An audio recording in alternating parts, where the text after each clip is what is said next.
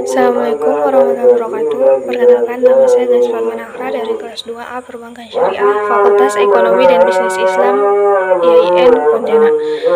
Di sini saya akan menjelaskan makalah tentang khas, taksis, dan mukhasis. Yang pertama, saya akan menjelaskan tentang definisi, hukum, implikasi, dan macam-macam khas.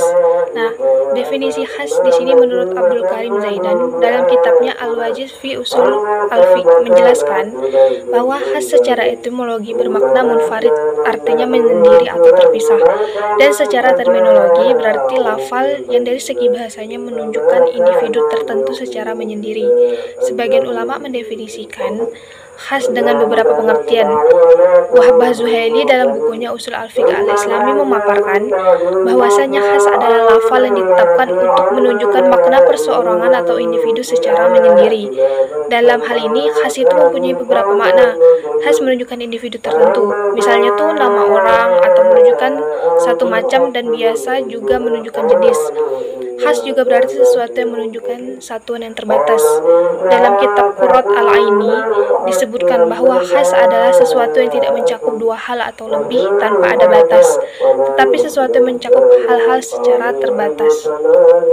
Selanjutnya tentang hukum khas. Menurut kesepakatan Imam Abu Hanifah dan madhab yang lainnya, khas menunjukkan makna secara qati, pasti, bukan zani atau prasangka.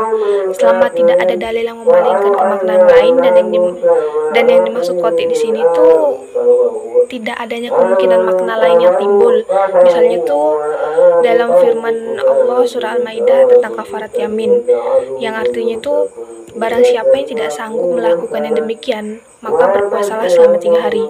Kesimpulan yang dapat diambil dari nas di atas itu menunjukkan wajibnya puasa 3 hari karena lafal 3 termasuk lafal khas dan menunjukkan makna secara pasti dan tidak ada kemungkinan untuk bertambah atau berkurang. Contoh pada surah Al-Baqarah tentang perintah sholat dan zakat, yang artinya, dan dirikanlah sholat dan tunaikanlah zakat. Sholat dan zakat itu merupakan suatu perintah perintah, dan perintah itu termasuk bagian dari khas. Maka perintah tersebut bersifat pasti, tetapi jika ada suatu dalil yang memalingkan lafaz khas dari lafal khasnya, maka dalalahnya tidak bersifat pasti dan keadaannya harus sesuai dengan apa yang dituntut oleh dalil. Seperti sabda Rasulullah dalam nisab zakat kambing, itu beliau bersabda, pada setiap 40 kambing zakatnya seekor kambing. Lalu pada hadis tadi itu disebutkan bahwa nisab zakat 40 kambing itu setara dengan 1 ekor kambing. Lafaz 40 dan seekor kambing itu termasuk lafaz khas karena tidak adanya kemungkinan angkanya bertambah atau berkurang. Dan di sini ada macam-macam khas. Khas itu mempunyai beberapa macam. Yang paling fundamental itu ada 4, yaitu mutolak, muqayyad, amar, dan nahyu. Yang pertama ini saya akan menjelaskan tentang mutolak. Definisi mutolak itu menurut Syekh Utsmani, mutolak secara etimologi yaitu antonim dari muqayyad. Kemudian secara terminologi, mutolak itu adalah sesuatu yang menunjukkan suatu hakikat tanpa adanya batasan. Hukum mutolak itu berlaku sesuai dengan keikhtilakannya selama tidak ada dalil yang menunjukkan adanya